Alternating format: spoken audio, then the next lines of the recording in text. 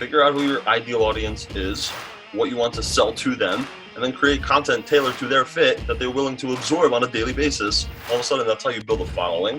That's how you build your following into fans. And that's how fans turn into leads in business. Hey, I'm Brad McCallum out of Calgary, Alberta.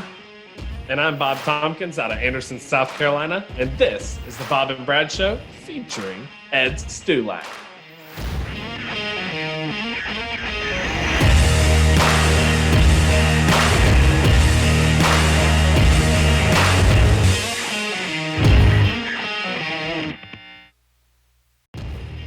Hey, welcome back to the Bob and Brad Show. And this week, guys, we are sitting down with Mr. Ed Stulak out of New Brunswick, New Jersey, in the state of New York. Now, Ed is a personal brand strategist, a social media magnet. This guy is killing it online. He's built a business by creating an audience and engaging with that audience. He's got some cool things to share with us today about some platforms that we haven't spent as much time talking about yet on the Bob and Brad Show. One of them is Instagram. The other one, we have talked about it a little bit, maybe been a little bit down on it even, because I don't know, I guess we're a bit older than Ed, but TikTok and what you can do and how you can leverage that audience and the algorithm to also explode your business in 2020. So let's get right to it. Ed, thank you so much for joining us. We're excited to have you, man. Thanks for having me on. I'm excited to spit some value. Dude, we're excited to have you on here. Also excited to hear your views on how TikTok is kind of changing some of the real estate game, because me and Brad, I think it was like 2 weeks ago, we had a conversation on here where we maybe we're a little hard on TikTok. So excited to see kind of the counterpoint on that. Well, listen, everyone's got their opinion on these platforms nowadays, and TikTok is one of the ones that is scaling and has been doing nothing but scaling. Hasn't really slowed down, to be honest. I mean, look at us, about 2-3 months ago, we wouldn't have been talking about it as much, but people are now getting on it more and more. There's more exposure. There's more interest in it. The only biggest unique factor that really pulled me into that platform was, number one, entertainment, absolutely. But number two is the organic traffic. Where else can you get organic traffic nowadays like on TikTok? I post one video. I think I have about 8,000 or so followers. How is it that some of my videos are hitting 100,000 views, 300,000 views, 1 million? How is that possible? It doesn't make sense. The only, that's when it comes into algorithms and things like that, which I'm sure I'll get into. But that's really what pulls me into TikTok, is the organic traffic that's there now. Okay, so here's what my understanding of kind of TikTok, or at least the counterpoint to why a lot of agents are sort of undecided on the topic, right? The belief is it's all just 13-year-olds. And then this is the longest play ever. Like, these guys are going to be 10 years away, 15 years away from buying homes. Great, you're going to be there, but it's such a flash in the pan. Maybe a year or two from now, it's not even here. So why should agents be spending their time and their energy now creating content? Because I've been going on TikTok a little bit more. I think TikTok's been a huge beneficiary of this whole pandemic and the increase of people hopping on devices. So what wasn't maybe on my radar 2 months ago now is. But I see that these little 15-second videos and stuff, they're spending hours creating some of this content, right? I mean, some of that stuff with the ball rolling down and knocking over, it's hours and hours and hours of stuff. So is it a good use of your time though, right? Because you can get business from 1,000 different places. Absolutely. So, for example, the other day, I filmed a 15-second, I think it was something around there, 15-second video. Took me about 30 minutes to edit, and I posted it. And you know what? It got some exposure, got some new followers. But for my coaching business, because I also coach realtors on Instagram, personal branding, is one of the realtors have been following me, and they reached out, said that was a funny video. I'm going to follow you on Instagram. They follow me on Instagram. We start connecting, and that's how I got a new student onto my coaching program now. So it's like, you got to figure out who your audience is, right? This is just for any platform, whether you're a pro on Facebook or you're pro on YouTube, Instagram, wherever you might be.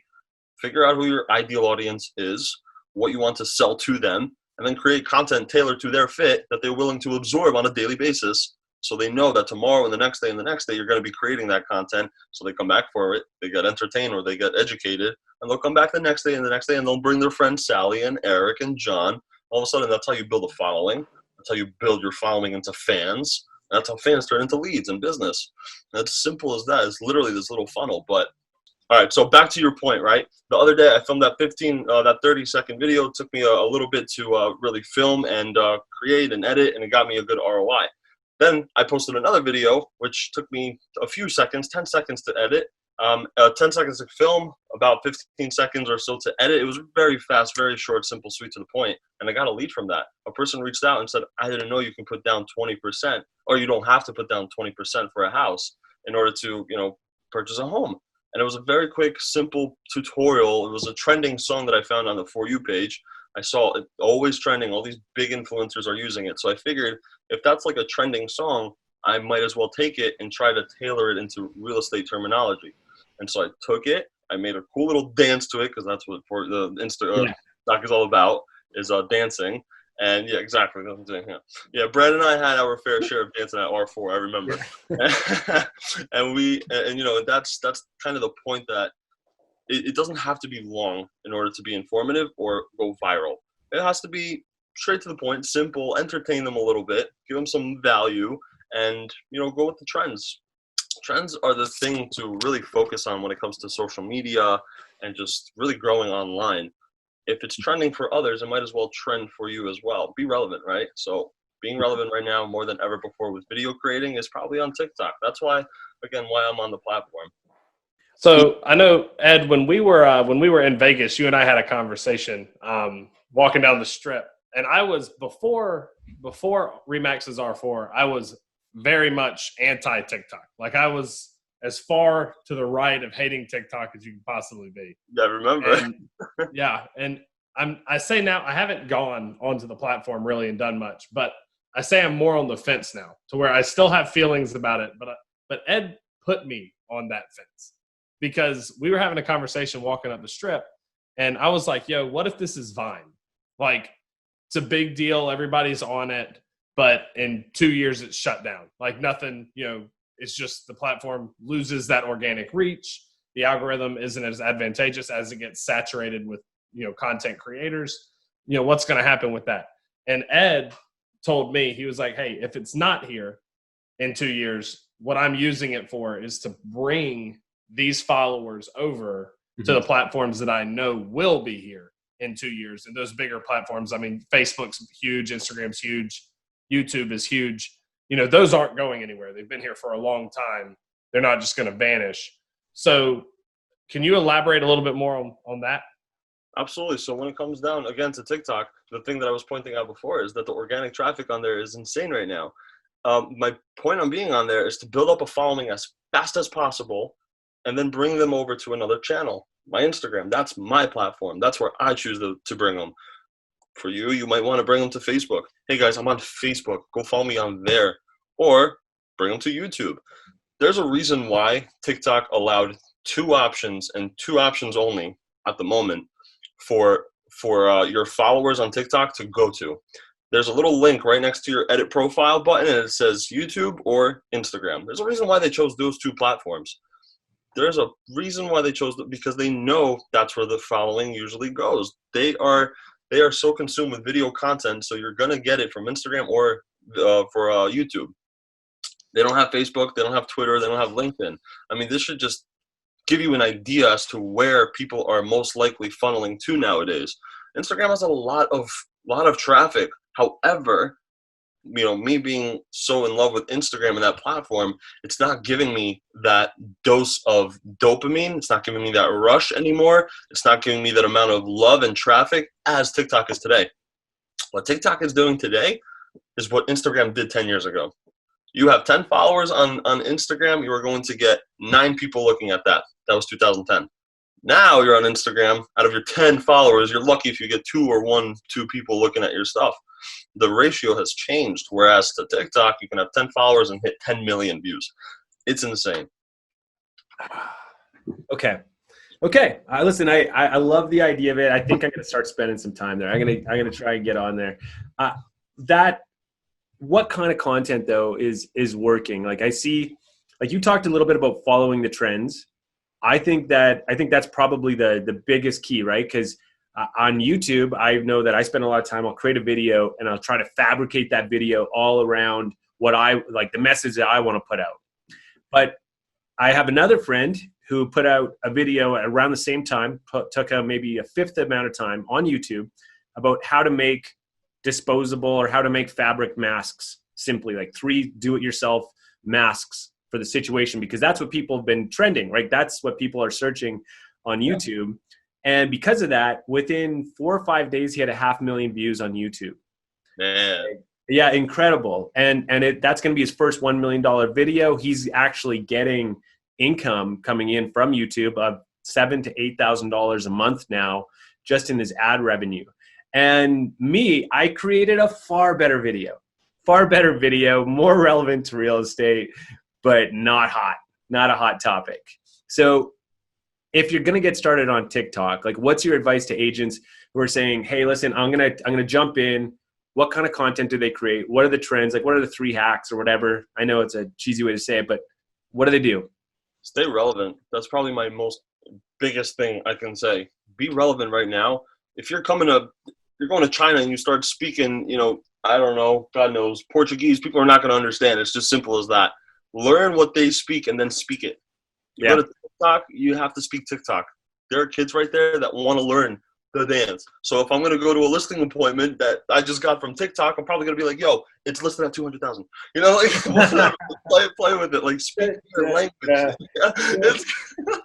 That's right. We're about to get a high offer. This is the stuff that they want, and you got to give it to them. So that's what I was saying before. Why my other video blew up. I think I got around 24,000 views.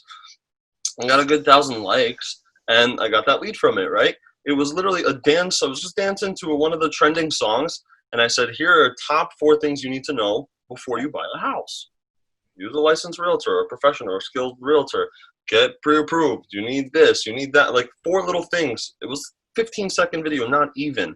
But people watched because they know that sound. And they're going to listen and look at this kid dancing. And then, oh, cool, value. I see, all right, 4 things that you need. All right, cool, I'm curious. Like, what is it? And I'm looking at the time. Oh, it doesn't look like a long video. I see the bar going quite fast. So I'll watch. Mm-hmm. They'll pull their thumb over and they'll watch because they can relate to it. Create relatable content that is relevant to the audience on the platform that you're on right now. Speak their language. And that's what I feel like has been blowing up the most. There was one of my videos where I did the same thing. I saw this one trending sound and I was like, I'm going to recreate something with it within like real estate words. Had nothing to do, like that sound had nothing to do with real estate, but I tried to figure out a way to put it into real estate. It blew up, 200,000 plus views. Why? Because of the trending song, and people will stay and watch. You want people to pull over, literally pull their thumbs over to the side and watch. And once you get their attention, once you hook them, well, that's your point. That's how you go and close them at that point. But that's kind of the point of TikTok. Cool. Well, as much as I'd love to sit here and talk about TikTok for the whole time, I want to get a little more tactical with Ed, because Ed has something that a lot of people in real estate want, which is a massive following on Instagram. So, Ed, you have just north of 45,000 followers on Instagram, right? Yep. Okay. So I know a question that buzzes around in a lot of people's mind is, tactically, how do you actually build a following? Because, you've built a following in the grand scheme of things relatively quickly, niche to real estate. Yeah. How can other people do that?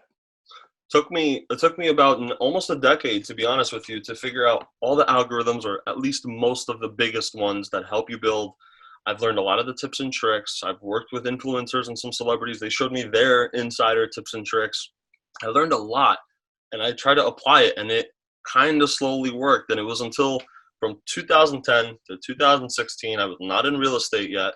I was just playing around with the platforms, and Instagram was my favorite. And I grew a following up to like 8,700, something like that. I remember till today, because I remember when I found what my brand was, I found what my audience was going to be and what kind of content I was going to create for them. That's when the curve just completely went. It was a hockey stick curve. That's honestly what it was. From 2016 until now, when I got my real estate license, until now, it just keeps growing and growing. And honestly, the real secret to it all, consistency. I know we always hear this, but it's the truth. There's a reason why we always hear it, because it's the truth. Consistency and engaging. One thing that I really learned over the past few years is that people love to be seen and heard. Acknowledge them. Every follower that I get, I reach out to. Hey, thanks for the follow. Anything I can do for you, I'm here for you. They comment, I comment back. They like, I like back. It takes engagement to get engagement. And that's where people neglect that idea. People think that engagement is just going to roll in. If you're not providing valuable content, it's tough to even stir up some engagement. So you got to start from somewhere. Engage with them, and then they'll engage back. I mean, Gary Vee does it so well. We all know that, man. And he still does it. And he is on a very high level. He's 8 million followers, and he still manages to do it somehow. But that's how he still continues to grow, and he's not stopping. He's continuing to prosper. And that's what really helped me grow my following. Another thing that helped me is collaborating. Collaborating like you and I right now, right? You post me, I post you on my platform, and all of a sudden we cross-collaborate. I do that with a lot of people. I'll do that with a phone case company. I'll do that with pens. I'll do that with AirPods. Like whatever it is who I can get something from and I give them back. Watches. I did that with watches and suits. I love that. As realtors, we got to wear watches and suits, right? Well, maybe not you, Bob, but me. But I'll wear a suit, right? And I said, let me get a tailor that is going to help me out with what I need as a realtor on a daily basis. I need a suit. I need to look good. You create me a suit and I'll give you exposure. And all of a sudden, cross-collaborating, right? And this is where you see this nice relationship being built between a realtor and a mortgage guy, or maybe a home inspector and a realtor. They help each other out, you know? Hey, you use him, we use you, and on and on. But little things like that really push my presence to what it is today. Okay, so one thing that I'm hearing, Ed, and what I've noticed, because I've been following you probably for about a year or so, and that Ed's absolutely right. When I followed him, he sent a personal message. When I comment on his stuff, he would always send like a little like fist back or something back, right? But what I don't know, kind of amazes me about what works for so many agents is the opposite of what you assume is going to work when you first get your license, right? The assumption is I've got to have the look, I got to drive the car, I've got to talk the talk, I've got to be professional, I've got to be this idea of what a professional agent is. But almost everyone who gets their license does not want to identify with sort of that sort of douchey, sleazy idea of what a real estate agent is. Right? But so I found the very first interview I went in this like terribly ill-fitting suit to meet this broker because I was under the, opinion that maybe he had to hire me as if I wasn't the guy who was just going to sign up to give them fees. But honestly, I went there and I thought, man, like he was sitting there in like a polo and just some golf shorts. And I felt like a fool. I was like, man, this is not me. This is not who I am. And it took me a little while to get there. But what I've noticed, what's been so successful for Bob and what's been so successful for you and what's so successful for many agents is that they are just themselves all the time. Like they are their authentic self. They're not trying to hit the idea of what someone thinks a real estate agent should be. So a big part of your past is hockey, right? Yes. And I see you on there, you're flipping the puck and you're doing your different things on there. You're sharing your life and who you are and your goofy side and all that, a part of it, but you've built a real business out of it. Yes. Authenticity. You nailed it. You really did. You said it so well. Authenticity is another big key factor towards the success online. It's being your authentic self. I have most of my business, I think more than 76% of my real estate business literally came from Instagram. I can't make it up. I really can't. People reach out just saying, listen, I always see you posting stuff about real estate. You're in your office at 3 a.m. jamming out to EDM music. Like, I love that. Yeah. And that's great. We can relate. Like, I'm showing you, I'm not just a robot that calls you and says, looking to buy a house. Or, like, there's more of another side to me, why people can relate to it. I have another lead from Instagram. She's so excited to sell her house with me. She's like, we're renovating some things in our bedroom. We got the cat room and this and that, but once it's done, we're ready to go. And we wouldn't ever use anyone else. We've been getting mailers. We've been getting this. We go to open houses. They always try to work with us, but we like you. We see everything you do. Man, like, I don't have to try to show them, like, please work with me. Please work with me. Yeah. Like, my Instagram, my life, my social media, my digital business card is what sold them. They see what I do. They trust it. They want to work with me. Because that's storytelling. What you said was storytelling. Like the hockey, that was my past. That was 18 years every day. Hockey. That was my job.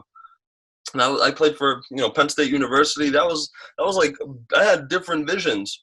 And all of a sudden one day, because I got an injury, that's that. And that sucked. That was like ripping my heart out of my body, and it hurt. So yeah, I'm still attached to that because it's part of my story, and I'm going to share it to the world. Yes, I came from hockey. This is what it taught me, but now I have a different path, and this is how I'm going to inspire you. But here's my story. I started somewhere. I didn't just wake up one day and have 45,000 followers. It took some time. The first 10,000 followers were my hockey hockey colleagues, my work friends, family. That's who my following was. And now it's growing into the ideal audience that I've always wanted to really bring into the picture. So you gotta start somewhere. And people are so ashamed of their past and their true story and their authentic self. They're afraid to put it out there on camera. They're afraid to stutter or mess up or maybe have a booger in their nose. Like, they're afraid of that stuff. And you know what? Own it. Bob, you do it so well, dude. I applaud you for that. That's why I want to, that's why I wanted to do a video with you in Vegas. Because, like, what you show is what other people are interested in. And I know that's your authentic self speaking. You don't have to, do your makeup and look pretty to make a video.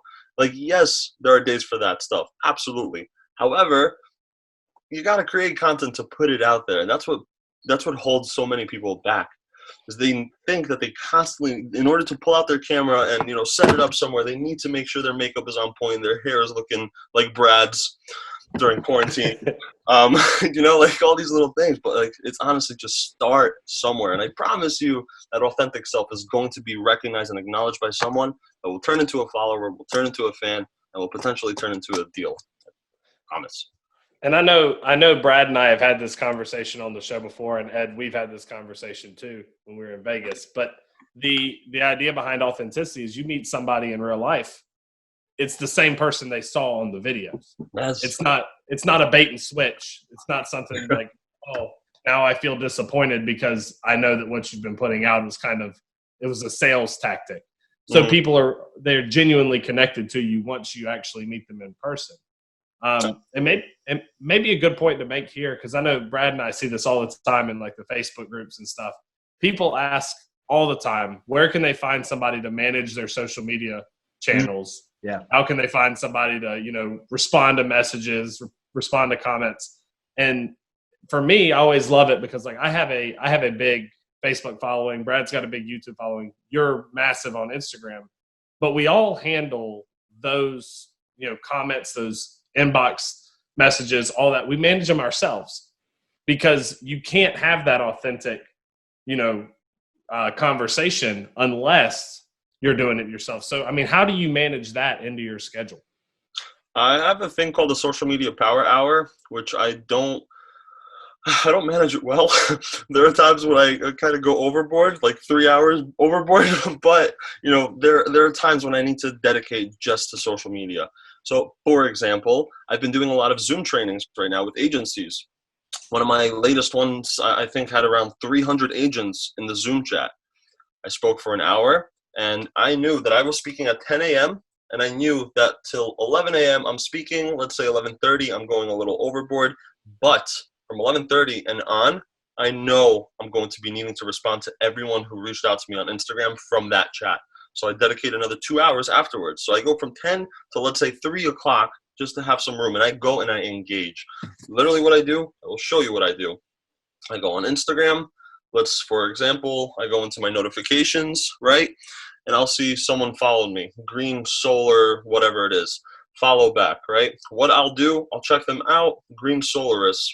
Cool. I don't know. They're private accounts, so I really can't go and engage with their content. However, what I can do, I go into their message and I just say, hey, what's going on? Pleasure to connect. Thank you so much for the follow. I appreciate the love and support. Anything I can do to help you out with your Instagram, your brand, your company's brand, or maybe you just want to chat, I'm here for that too. Pleasure to connect. Hopefully you and your loved ones are staying safe.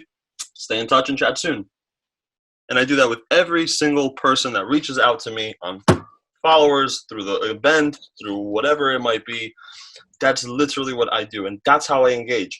More than likely, that person is going to now respond back to me and say, thanks for the message. Thanks for the personal message. You know that's not automated, and you know for a fact that it's not coming from a social media management company, that it came from me personally. They're going to most likely respond. And when they do, probably going to hear them out. What are their obstacles they're coming across on social media or branding or whatever it might be? They're going to give me their problem, and I'm going to give them a solution. More likely, they're going to now tell me all their problems, and I'm going to bring them all my solutions and tell them why they need my coaching. That's what realtors should be doing as well when it comes to that. Reach out to people. Say, thanks, John, for the follow. I appreciate it. I see that you're in my area. I'm right down the road. I actually live right by the bagel place. Thanks so much for the follow. Anything I do to help you out with your real estate business, you're looking for a value or your analysis, whatever, I'm here for you. Pleasure to connect. Enjoy your day. First of all, they have to listen to that message, because who the hell sends messages, right? Audio messages or video messages? Almost no one. Usually it's always text. And when you see a text, it's like, all right, well, you have an option, 50-50. Do I respond? Do I not? Do I just back out? I don't know this person. Screw that. But a video or audio message is like, all right, well, let me watch it or listen to it. And they do. And most likely they're going to respond. It's always like that. So you got to find a little time frame to really dedicate to that. I do that. I do that with Facebook Messenger all the time. And I've learned that lesson from a couple of other guys that I messaged, influencers, guys that in the industry who I really respect. I'd reach out to them like, hey, I saw this content, loved it. I get, 15, 20-second audio message back. I couldn't believe, I'm like, oh, wow, that's awesome. I'm talking to this guy. You realize how accessible everyone is. And then all of a sudden over the last 6 months, I'm starting to get those messages from other agents around the country saying, hey, what about asking about video? It's actually quicker to send an audio message than it is to hammer it out, and it's such a great way to communicate with people. I think the real message here then is that so many agents are struggling with this idea of, okay, oh man, now I got to be on TikTok. Now I got to be on Instagram. Now I got to engage with followers. So I'm just going to outsource my personal brand. Can you do it? Can you be successful outsourcing your brand? Should you, as an agent, I know as a coach in this space, I'm really curious what you have to say on this. Totally. You can absolutely give it out to someone else to manage. There's one of my favorite books I've ever read, changed my business and life, 4-Hour Workweek. You heard of it? So good. Dude, it changed my life. If you can't do something yourself, you automate it. If you cannot automate it, you delegate it. If you cannot delegate it, you eliminate it. 4-Hour Workweek. I read it for everyone listening. You don't have to. So good. And that's what it is. If you can't do something yourself, just give it to someone else to do it if you cannot automate it. So yes, maybe sometimes you need to get a social media manager, and they'll go ahead and they'll manage it for you. They'll do the work, but at the end of the day, you're kind of degrading your authenticity because you're having someone else do it for you. I'm not saying it's bad. I'm not saying it's bad at all. For my CRM, for example, for my real estate business, I have an automation system that reaches out to people. Once I get a new lead, boom, they get a text, boom, they get a call, boom, they get an email. I don't have to do that. That's great. However, at the end of the day, those people probably want to hear me. They want to know that they're working with me. Same thing with your social media. It's nice to get someone else to do it for you. However, you should always be the one that leaves your imprint on them at the end of the day. So if you do have an automated system or you do have a manager, make sure you put your 2 cents in there too. Like, hey, it's Sally. By the way, sorry, my assistant was helping me out today with, make sure you throw your 2 cents in there too. Your voice needs to be heard. At the end of the day, they're not doing business with that automated system or that social media manager. They're doing business with you. Make sure they know that. Okay. I got another question with you. Sorry to dominate this, Bob. You hop in here whenever you want, but are you doing some real business though? Are we talking one-offs? You're getting a call here from someone who wants to sell their house. Are you doing some real business with actual business people? Or are you just getting these calls from people who are like, hey, followed your stuff. I'm looking at selling my little townhome or whatever it is. You told me before the show, you told us that you've got a pretty interesting new lead. Tell us about that, because I think just hearing that makes me so excited about what these platforms could be. And for the agents who have not yet invested the time to get into them or to build their own brand on there, I think this is exactly what they need to hear, because it's not the source of where you think these kind of leads come from. So tell us about that. This was a very big lead. This just came in about three weeks ago, and very big lead. Wasn't expecting it at all. I have 2 phone numbers on my I have 2 phone numbers in general, right? My personal, and then I have my Google one. And for that reason, just because random people like to call me through Instagram, so I want to make sure they get my other number. But I had a follower reach out to me 3 weeks ago, and she said, hey, what's your number? I want to call you. I'm like, why? What's up? And she's like, oh, I just want to chat. I have a question. I'm like, okay, all right, fine. So I gave her that other number. She reached out. We start chatting. She's like, listen, I have this, I have a big project that I got working on, and I see your stuff, and I think you can really deliver the video marketing side of it, and then just your branding side of it that you've been doing. It's a 180 unit building. We need to, really rent it out very soon, and they need a listing agent for it. That was huge for the fact that came through Instagram. I'll get leads. Sure, I'll get leads. People saying, I need to sell my house, or I'm looking to buy or something, but that was a big one. And that just goes to show. I sat down with my broker the other day, and I was telling him, I was like, so I got a big thing going on. Like, I need help with it because I never done this before. And he's like, sure, what's up? And we start chatting. He's like, look at that. Your Instagram, all that time really came into use, huh? I'm like, I guess it did. And you got to start somewhere is the point. If I start an Instagram today, you can't expect ROIs to come in right the next day. It takes some time. It takes progress. It takes consistency. It takes marketing, branding. I'm seeing these advertisements online on Facebook ads, and I see it once, I see it twice, I see it 3 times. Yeah, it's annoying, but I see it's awareness. It's awareness. And awareness is the biggest thing when it comes to social media. It's the psychological aspect that so many people neglect and don't think about. If you see someone constantly, first of all, your reputation for them kind of goes higher. It's like, wow, they must be doing something right, or they must be really great at what they're doing if they're constantly on there, right?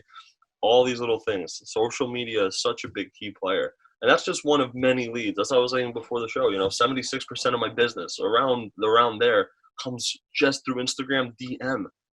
I haven't put $1 into marketing on Instagram, Facebook ads. I haven't done it just yet. I don't know if you believe me, but that is the God honest truth. I haven't put $1 into it just yet because I'm broke.